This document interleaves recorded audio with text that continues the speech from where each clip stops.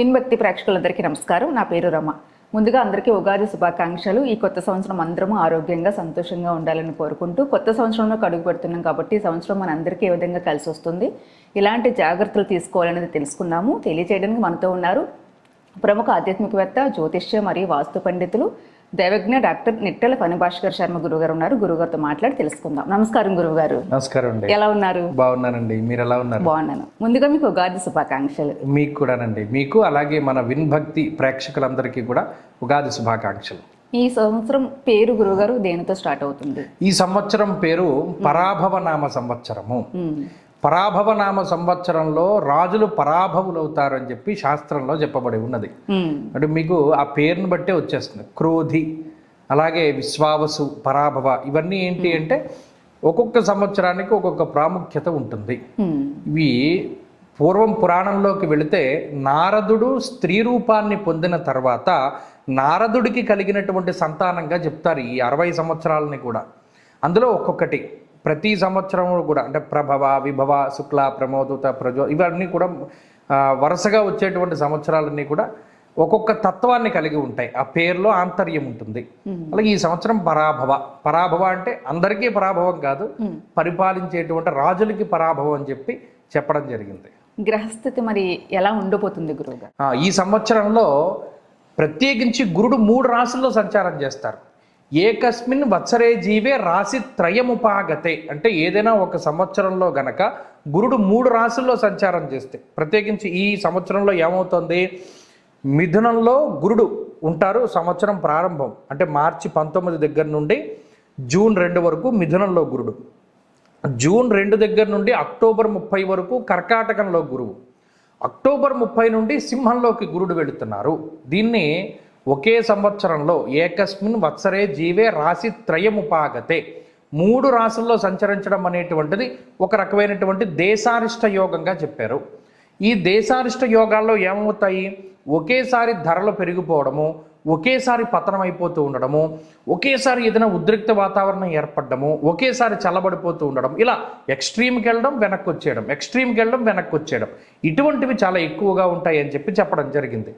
అలాగే శనేశ్వరుడు ఈ సంవత్సరం మొత్తము కూడా మీనంలోనే ఉన్నారు. పెద్ద మార్పు ఏమిలా, ఆయన వక్రించినా లేకపోతే అతిచారంలో ఉన్నా మీనంలోనే ఉంటారు కాబట్టి ఇబ్బంది లేదు. రాహువు మారబోతూ ఉన్నారు.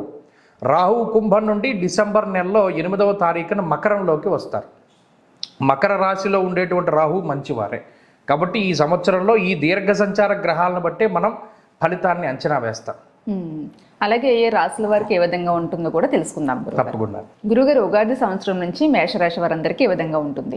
పరాభవనామ సంవత్సరంలో మేషరాశి వారికి ఆదాయం 11, వ్యయం 5, రాజ్యపూజ్యం 2, అవమానం 4. ఈ సంవత్సరం పరాభవనామ సంవత్సరం మేషరాశి వారికి జూన్ 2వ తారీఖు వరకు గురుడు 3వ స్థానమందు తామ్రమూర్తిగా సంచారం చేస్తారు. అలాగే తదుపరి 4వ స్థానమందు, అంటే దీన్ని అర్ధాష్టమ గురుడు అంటారు, ఆ 4వ స్థానమందు రజతమూర్తిగా సంచరిస్తారు. అలాగే ఈ సంవత్సరం మొత్తము కూడా శనేశ్వరుడు రాశ్యాత్తు 12వ భావమందు, అంటే దీన్ని ఏలినాటి శని అంటారు, దానిలో లోహమూర్తిగా ఆయన సంచారం చేస్తారు.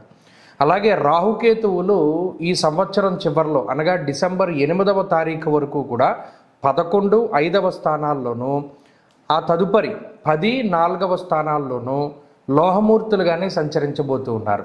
ఈ మూర్తిత్వాలు ఏంటి అంటే 4 రకాలుగా ఉంటాయి. ప్రతి మూర్తి ఒక రకమైనటువంటి ఫలితాన్ని ఇస్తూ ఉంటాడు. సరే, మరి ఈ సంవత్సరంలో మేషరాశి వారి యొక్క స్థితి గనక చూస్తే గురుబలం అనేటువంటిది చాలా తక్కువగా ఉన్నది. ఎందుకంటే తృతీయ, చతుర్థ స్థానాల్లో గురుడు సంచరించడం వల్ల ఆ గురుబలం అంత విశేషించి ఉండదు. అలాగే ఏలినాటి శని యొక్క స్థితి 12వ భావమందు ఉన్నది. శనేశ్వరుడు కూడా 12వ స్థానమందు లోహమూర్తిగా ఉంటున్నారు కాబట్టి ఆయన ఇచ్చేటువంటి ఫలితం కొంత తక్కువగా ఉంటుంది, అది చెడైనా మంచైనా కూడా.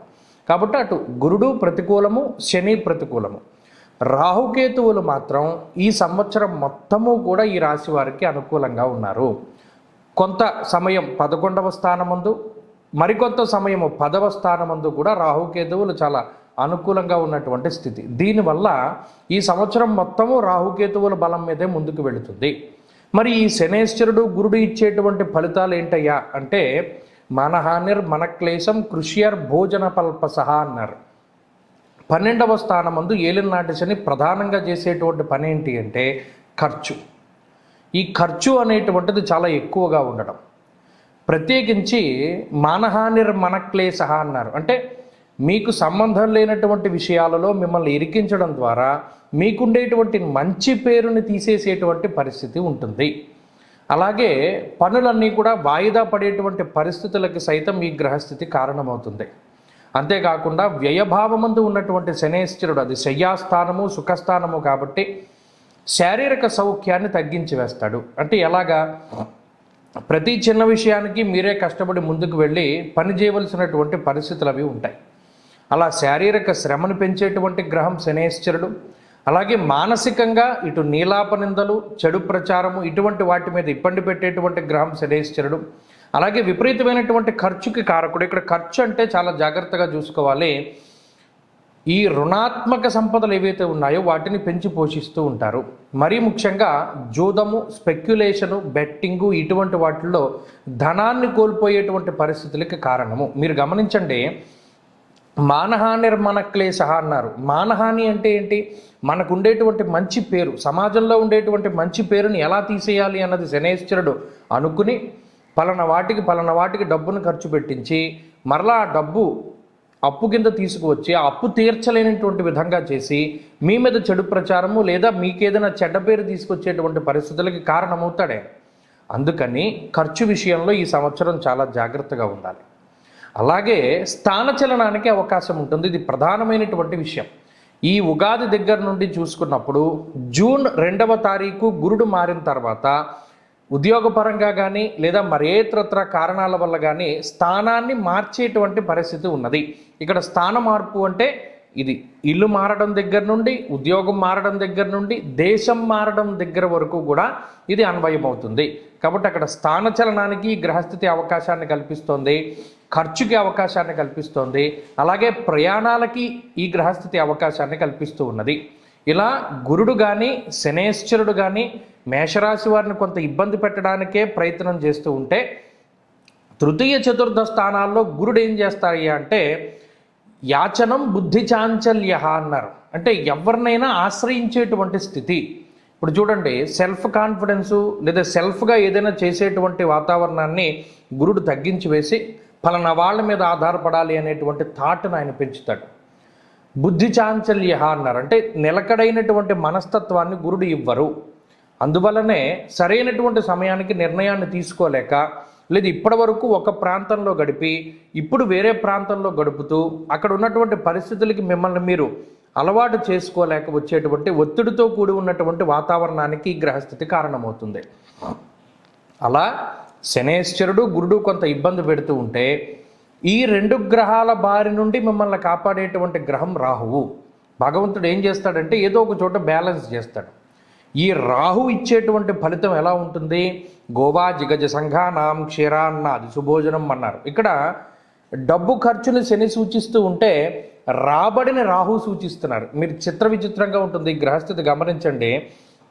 శనేశ్వరుడు ఎంతసేపు మీకు డబ్బు ఖర్చు చేయడానికి అవకాశాన్ని కల్పిస్తూ ఉంటే రాహు ఆదాయాన్ని కల్పిస్తాడు అని అక్కడ. కాబట్టి ఇక్కడ ఏంటి అంటే ఒక గ్రహం మిమ్మల్ని ఇబ్బంది పెట్టడానికి చూస్తున్నా మరొక గ్రహం అనుకూలిస్తూనే ఉంటుంది. కాబట్టి ఖర్చు విషయంలో మిమ్మల్ని రాహు కాపాడుతాడు. అంటే కొన్ని సందర్భాల్లో డబ్బు కావలసి వచ్చినటువంటి సందర్భంలో రాహు వల్ల ఆదాయ మార్గాలు పెరగడం ద్వారానో లేదా మరేతరత్ర పరిస్థితుల్లోనో మీ చేతిలో డబ్బు నిలబడేలా చేస్తాడు. అలాగే క్షీరాన్నాది సుభోజనం అన్నారు. అంటే శుభ కార్యక్రమాలు జరగడానికి రాహువు కారణమవుతారు.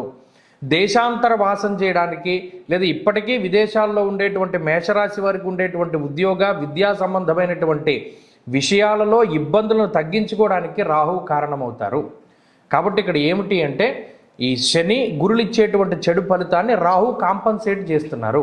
కాబట్టి అది బ్యాలెన్స్ అవుతుంది. కాబట్టి ఈ సంవత్సరం మొత్తం మేషరాశి వారికి మధ్యస్థమైనటువంటి ఫలితాన్ని మనం ఆశించవచ్చు. గురుగారు, అలాగే మేషరాశి వారు ఈ సంవత్సరం అంతా చేసుకోవాల్సిన పరిహారం ఏదైనా ఉంటే చెప్పండి. ఖచ్చితంగా. ముఖ్యంగా ఈ సంవత్సరంలో అటు శని ఏలినాటి శని రూపంలో ఇబ్బంది పెడుతున్నారు కాబట్టి ఈ సంవత్సరంలో వచ్చేటువంటి శని త్రయోదశులు అన్నీ కూడా చాలా విశేషంగా వీరు జరుపుకోవాలి. అలాగే ప్రతి నెల మొదటి శనివారం నాడు ఒక అష్టద్రవ్యం కానీ నవద్రవ్యం కానీ దానం ఇవ్వమన్నారు. అంటే 9 రకాల ద్రవ్యం. అవేంటో చెప్తాను చూసుకోండి.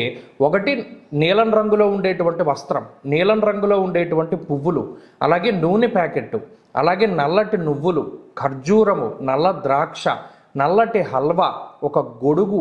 ఈ అష్టద్రవ్యాలని కూడా మనం దానం చేయొచ్చు. శనివారం నాడు ప్రత్యేకించి ఉదయం 5:30, 6 ఆ ప్రాంతంలో ఇవి దానం చేయడం ద్వారా ఈ సంవత్సరం మొత్తము కూడా ఏలినాటి శని యొక్క దోషం నుండి బయటపడతారు. ఇక రెండవది ఏంటి అంటే రెండు గురువు యొక్క అనుగ్రహాన్ని పెంచుకోవడానికి దక్షిణామూర్తి స్తోత్ర పారాయణ అవి చేయగలిగినా కూడా ఈ రాశి వారికి ఈ రెండు రెమెడీస్ చాలా గొప్పగా ఉపయోగపడి ఈ గురు శని దోషాల నుండి బయటపడడానికి అవకాశం ఉంటుంది. సరే గురుగారు.